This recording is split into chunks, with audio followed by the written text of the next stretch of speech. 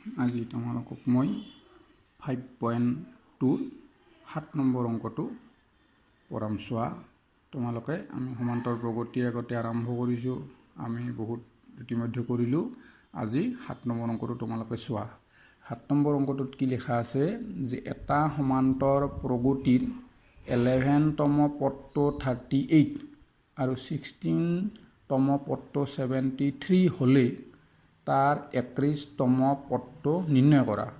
তে আমি প্রথমতে কি করিম ধরা হল প্রথম পদ এ তারমানে আমি কি করিম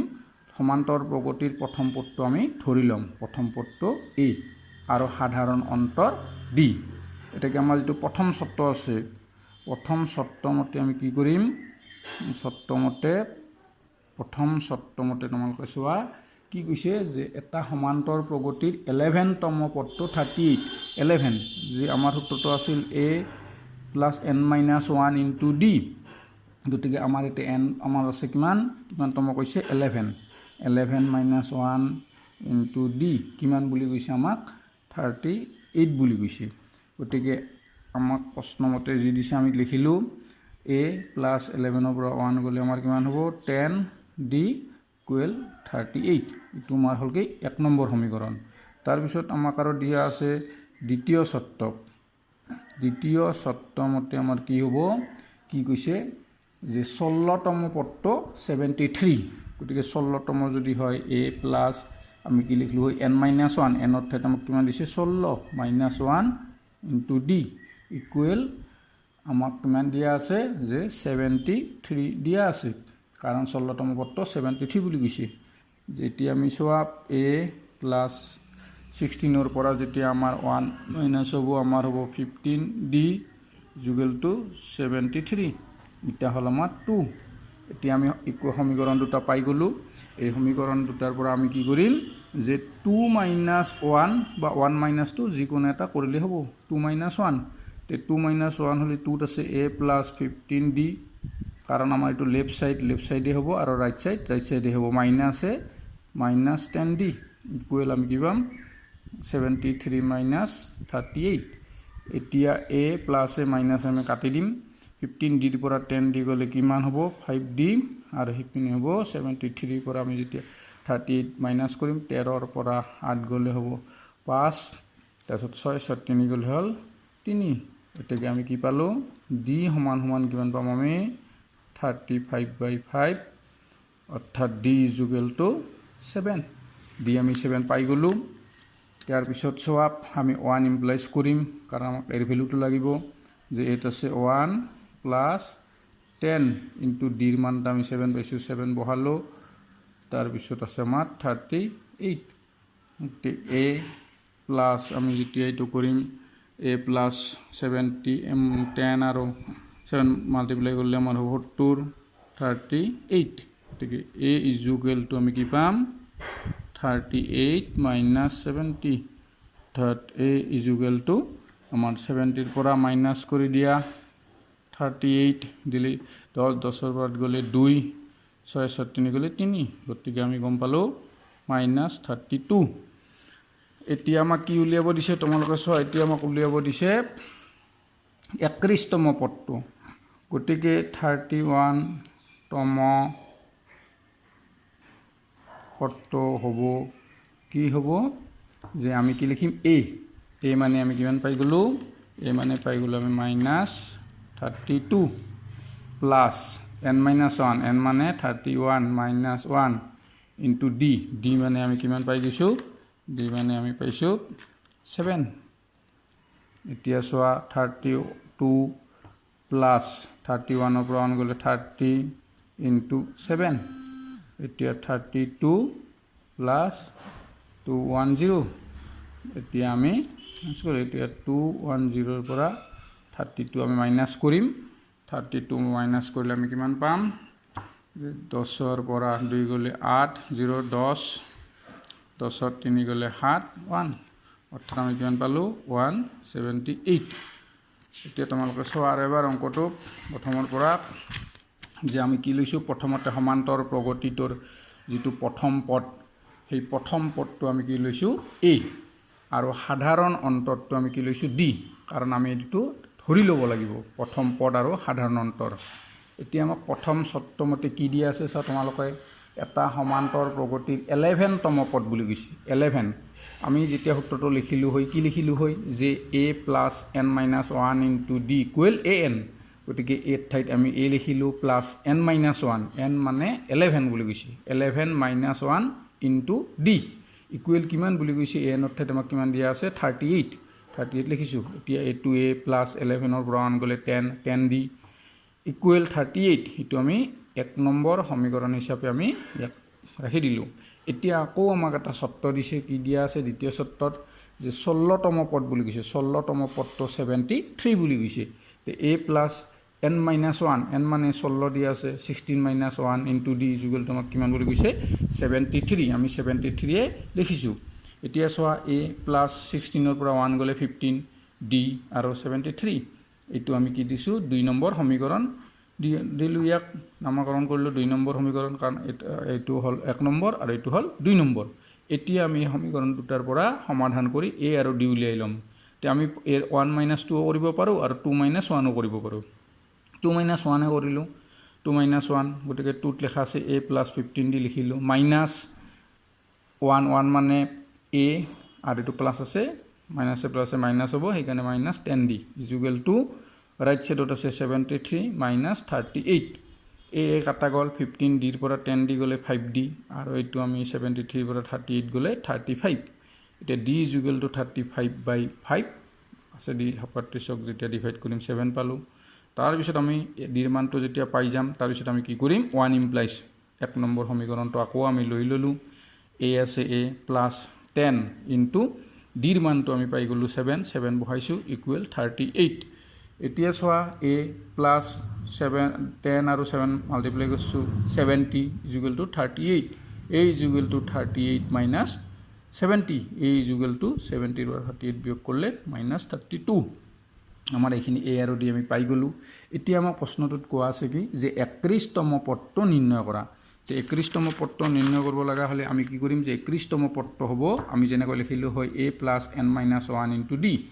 এৰ ঠাইত আমি মাইনাছ 32 পাইছোঁ, 32 বহাই দিলোঁ, প্লাছ এনৰ ঠাইত আমাক কি লাগে, আমাক 31তম মানে 31 মাইনাছ 1 ইনটু ডিৰ মানটো 7 পাইছোঁ, 31 প্লাছ 31ৰ পৰা 1 গ'লে 30 ইনটু 7 মাইনাছ 32, আৰু এইটো আমি মাল্টিপ্লাই কৰিছোঁ 210ৰ পৰা 32 গ'লে কি হ'ব 178, গতিকে আমি 178 পাই গ'লোঁ। আমাৰ এইটো হৈ গ'ল।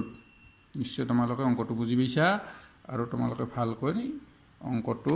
প্ৰেক্টিছ কৰিবা, আৰু এনেকুৱা ধৰণৰ অংকবিলাক খুব ইম্পৰ্টেণ্ট অংক হয়, পৰীক্ষাত আহি থাকে, তোমালোকে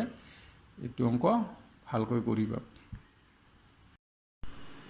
তোমালোকে চোৱা, মই 5.2ৰ 13 নম্বৰ অংকটো তোমালোকক কৰি দি আছোঁ। চোৱা,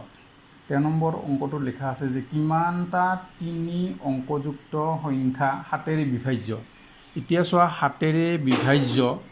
হোৱা 3 অংকযুক্ত সংখ্যাসমূহ হ'ল কিমান হ'ব, 105, 112, 119 ... লাষ্টতটো হ'ব 994। এতিয়া তোমালোকে চোৱা, আমাৰ 3 অংকযুক্ত প্ৰথম সংখ্যাটো আছিল 100, 3 অংকযুক্ত প্ৰথম সংখ্যাটো 100 হ'লেও 100ক 7ৰে বিভাজ্য নহয়, গতিকে আমি এইটো লিখিব নোৱাৰোঁ। সেইদৰে 101টাও নহয়, 102টাও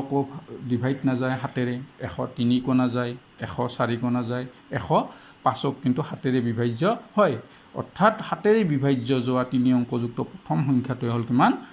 105। তাৰপিছত সংখ্যাবোৰ আমি গম পাই যাম, পিছত যিহেতু 7ৰে বিভাজ্য, 7 যোগ কৰি দিয়াৰ লগে লগে আমি 112 পাম, তাৰপিছত 7 যোগ কৰি 119 পাম, আৰু আমি ডট দি আমি কি পাম, লাষ্টত আমাৰ 3 অংকযুক্ত সংখ্যাটো আচলতে হয় কি 999 হয়। কিন্তু 999কো আমাৰ 7ৰে ভাগ নাযায়, গতিকে আমাৰ 7ৰে ভাগ যোৱা আটাইতকৈ শেষৰ সংখ্যাটো হ'ল কি 994।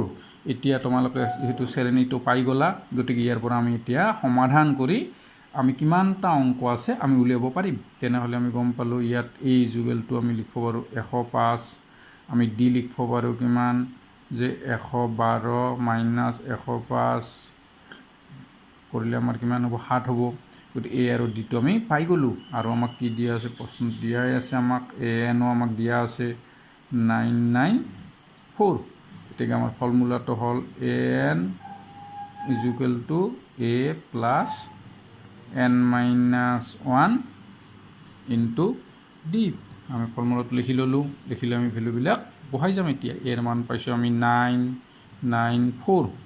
আৰু এৰ ভেলুটো পাইছোঁ আমি 105 plus n minus 1 into d ডিৰ মানটো আমি কিমান পাইছোঁ 7 পাইছোঁ এতিয়া আমি চোৱা 994 minus 105 is equal to n minus 1 into ডিৰ মানে 7 গতিকে 994 পৰা আমি কি কৰিম আমি 994 তাৰে পৰা আমি 105 মাইনাছ কৰিম তেনেহ'লে আমি 14 পৰা 5 গ'লে 9 এতিয়া আছে 8 9 পৰা 1 গ'লে 8 আমি গম পাই গ'লোঁ যে 889 105 মাইনাছ কৰি দিলে n minus 1 into 7 এতিয়া আমাৰ 889 ডিভাইড 7টো আমি ইপিনে লৈ আহিলোঁ ইপিনে পূৰণ হৈ আছে ইপিনে আহিলে ডিভাইড হ'ব ভাগ হ'ব n minus 1 থাকি গ'ল এতিয়া হাতেৰে আমি ভাগ কৰিম হাতেৰে ভাগ কৰিলে আমি কি পাম তোমালোকে হাতেৰে ভাগ কৰি ল'বা 889 হাতেৰে যেতিয়া আমি ভাগ কৰিম 7 হাতেৰে 7 1 গুণ 7 8 পৰা 7 গ'লে 18 নামালোঁ 7 2 গুণ 14 8 পৰা 4 গ'লে 4 49 7 গুণ 49 গতিকে আমি পালোঁ 127 ইকুৱেল টু n minus 1 গতিকে 127 plus 1 is equal to n গতিকে 128 is equal to n গতিকে আমি গম পালোঁ n is equal to 128 গতিকে চোৱা তোমালোকক আৰু একবাৰ কৰিছোঁ অংকটো হাতেৰে বিভাজ্য যোৱা 3 অংকযুক্ত হাতেৰে বিভাজ্য যোৱা 3 অংকযুক্তৰ সংখ্যাৰ আমি প্ৰথমতে শ্ৰেণীটো উলিয়াই ল'ম গতিকে হাতেৰে বিভাজ্য যোৱা 3 অংকযুক্তৰ প্ৰথম সংখ্যাটো আছিল 100 একক কিন্তু হাতেৰে ভাগ নাযায় সেইকাৰণে আমি লিখিব নোৱাৰোঁ সেইদৰে 102কো ভাগ এককো ভাগ নাযায় 102কো ভাগ নাযায় 103ক ভাগ নাযায় 104ক ভাগ নাযায় কিন্তু 105ক হাতেৰে ভাগ যায় গতিকে আমাৰ প্ৰথম হাতেৰে ভাগ যোৱা 3 অংকযুক্ত প্ৰথম সংখ্যাটো হ'ব কি 105 তাৰ পিছতটো আমি পাম যেহেতু হাতেৰে 105ৰ লগত 7 যোগ কৰিলে আমি পাম 112 112ৰ লগত 7 যোগ কৰিলে 119 পাম সেইদৰে আমি এনেকৈ সংখ্যাবোৰ পাই যাম আমাৰ একেবাৰে লাষ্টৰ সংখ্যাটো হ'ব কি 994 অৰ্থাৎ 994ক আমাৰ হাতেৰে ভাগ যায় কিন্তু ইয়াৰ লাষ্টৰ সংখ্যাটো আছিল আসলতে কি 999 কিন্তু 999ও হাতেৰে ভাগ নাযায় গতিকে আমি সংখ্যাটো লিখিব নোৱাৰোঁ গতিকে আমাৰ আটাইতকৈ শেষৰ সংখ্যাতে হ'ব 994 যিটো হাতেৰে ভাগ যাব গতিকে আমি শ্ৰেণীটো গম পাই গ'লোঁ শ্ৰেণীটো যেতিয়া পাই গ'লোঁ তেতিয়া আমাৰ সহজ হৈ গ'ল এতিয়া এৰ ভেলুটো আমাৰ লিখি ল'লোঁ প্ৰথম পদটো 105 ডিৰ মানটো আমি লৈ ল'লোঁ 112 মাইনাছ 105 112ৰ পৰা 105 বিয়োগ কৰিলে 7 পাম তাৰপিছত এনৰ মানটো আমাক দিয়া আছে 994 আমি লিখিলোঁ তাৰপিছত আছে আমাৰ কি an is equal to a plus n minus 1 এইটো দি ফৰ্মুলাটো লিখি ল'লোঁ এনৰ ভেলুটো বহালোঁ 994 is equal to এৰ ভেলুটো বেলেগ হ'ল 105 plus n minus 1 into 7 994 minus 105 is equal to n minus 1 into 7 994ৰ পৰা 105 বিয়োগ কৰি দিলোঁ দিয়াৰ লগে আমি পালোঁ 889 into n equal n minus 1 into 7 889 divide 7টো ইভাগে ভাগ কৰি দিলোঁ দিয়াৰ পিছত ইপিনে থাকিলে আমাৰ n minus 1 হাতেৰে ভাগ কৰাৰ পিছত আমি 127 পাই গ'লোঁ is equal to n minus 1 127 1 to minus 1 right সাইডত আছে আমি লেফট সাইডত লৈ আহিলোঁ প্লাছ 1 হ'ল ইকুৱেল n থাকিল 127 আৰু 1 প্লাছ কৰিলোঁ 128 ইকুৱেল n এতিয়া n is equal to 128 মানে আমি গম পালোঁ হাতেৰে বিভাজ্য যোৱা 3 অংকযুক্ত কিমানটা সংখ্যা আছে 128টা আছে গতিকে তোমালোকে নিশ্চয় বুজি পাইছা তোমালোকে বাকীকেইটা কিন্তু ঘৰত প্ৰেক্টিছ কৰিবা ঠিক আছে